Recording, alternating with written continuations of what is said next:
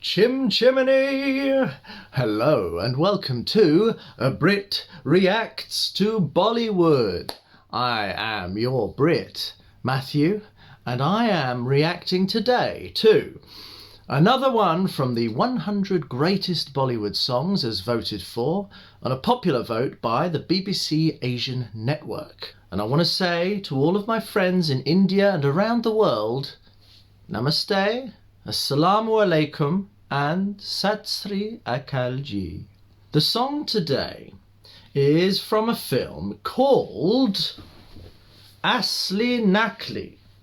It's a 1962 Hindi film directed by Hrishikesh Mukherjee and stars Dev Anand, Sadhana, Leela Chitnis, Anwar Hussain, Sandhya Roy and Keshto Mukherjee.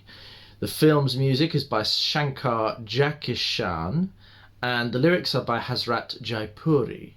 Now look at this poster. It's classic and it's beautiful. I really like this kind of poster. It's very straightforward, simple, yet artistic, and it gives colour and life to a very simple concept of a plot. You see there's a couple, you see there's a slight difference in costume, you see that there's something exciting going on. I love this era of Bollywood, and it's got a very simple plot.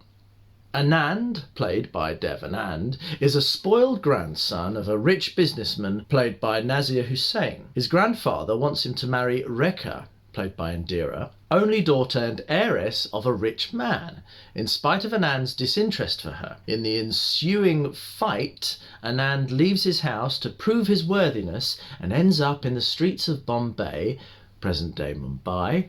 There, Mohan, played by Anwar Hussain, meets Anand and takes Anand to his house in a poor neighbourhood. Now this is interesting. We're looking into social and class differences in India. Anand settles himself there temporarily and tries to find work. He meets a beautiful, educated young woman, Reenu, played by Sadhana Shivdasani, and gets impressed with her. She helps him to find a job, but he soon loses it due to his incompetence. This is interesting. Interesting characters. Reenu works in a small factory but tells his mother, played by Leela Chitnis, that she is attending college. She lies to her mother that her father is sending her money. When Anand asks, she explains that she is hiding the fact that her father is dead as her mother can't tolerate that news. Anand further impresses her and asks Reenu to marry him, and she happily agrees. But Rai Bahadur comes to know about Anand's whereabouts and meets him. He demands that Anand should forget Reenu and marry Rekha, to which Anand disagrees.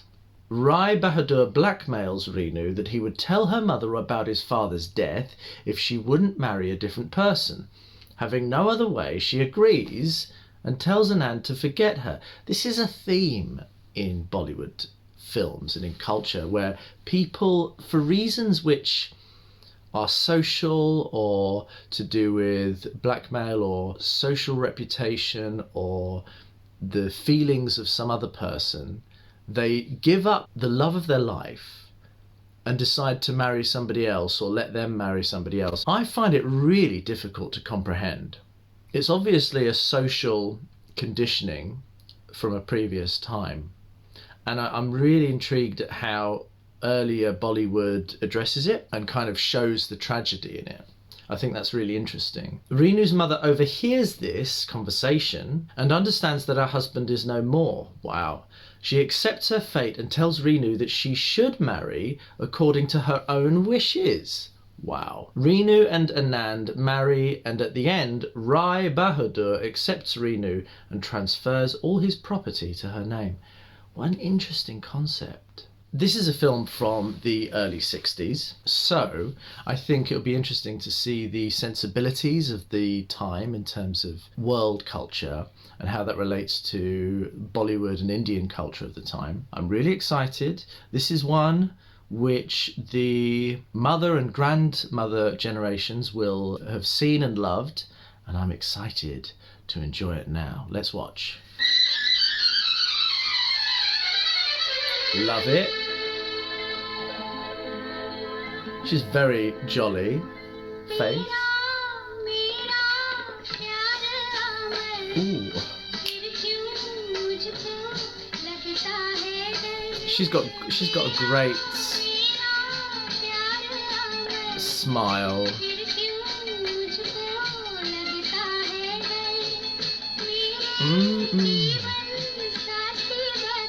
The quality of the footage is much crisper. Oh yeah, I've seen him before.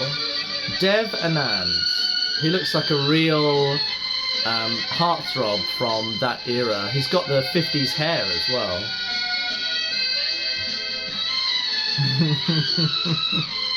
Look at his face.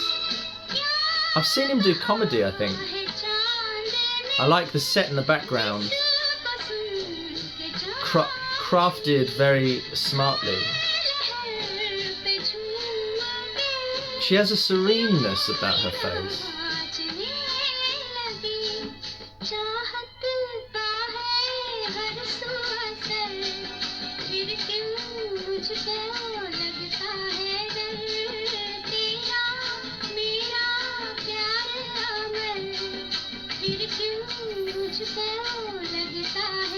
This is a catchy tune. It's a really nice rhythmic, zen-like song. Nice cinematography. They're inevitably drawing together. Well, that's a beautiful shot. The moon watching over everything through the reeds and the palms. I love these shots where you get a profile of her, you get her beauty, it's quite abstract.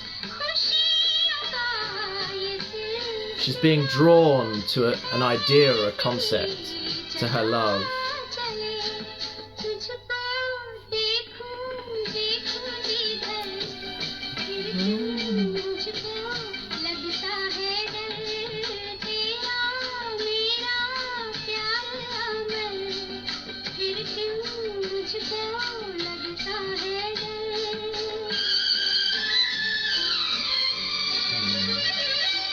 I can see this being a banger for the older generations. They love this.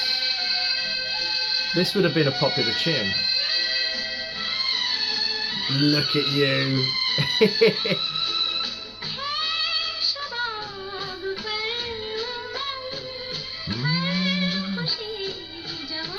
There we are, profile again. We're coming in close with the camera. Yeah, beautiful, and she is stunning.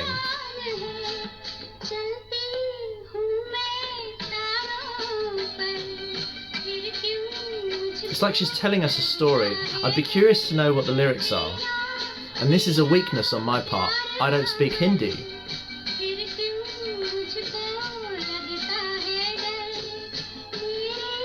Wow.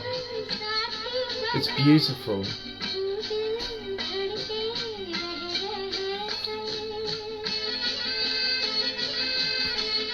Oh, stunning. She's so beautiful. And she's so happy, waiting for her love.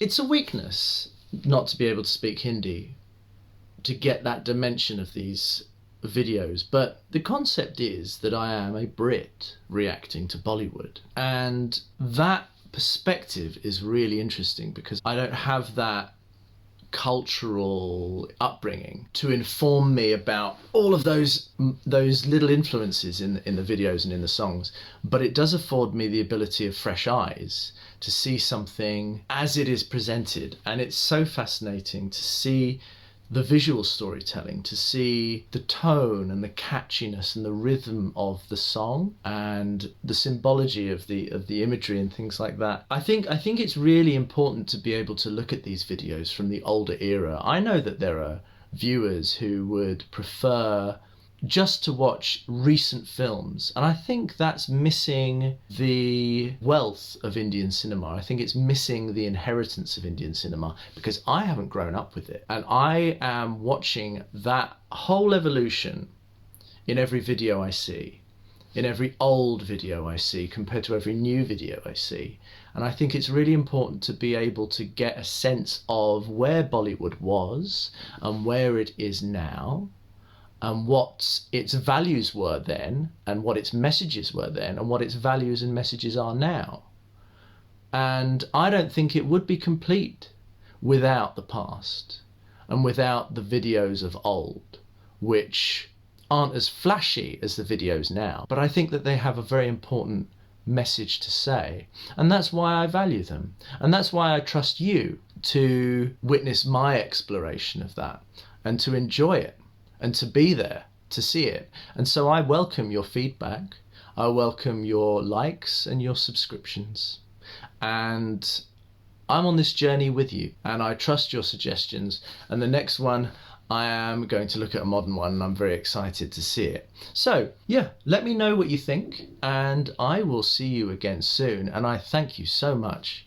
I'd love to hear more about this particular film and the simple cinematography and the really interesting message about cultural and social expectations and love and the conflict between the two in Bollywood filmmaking. I love it. Thank you so much, and good night.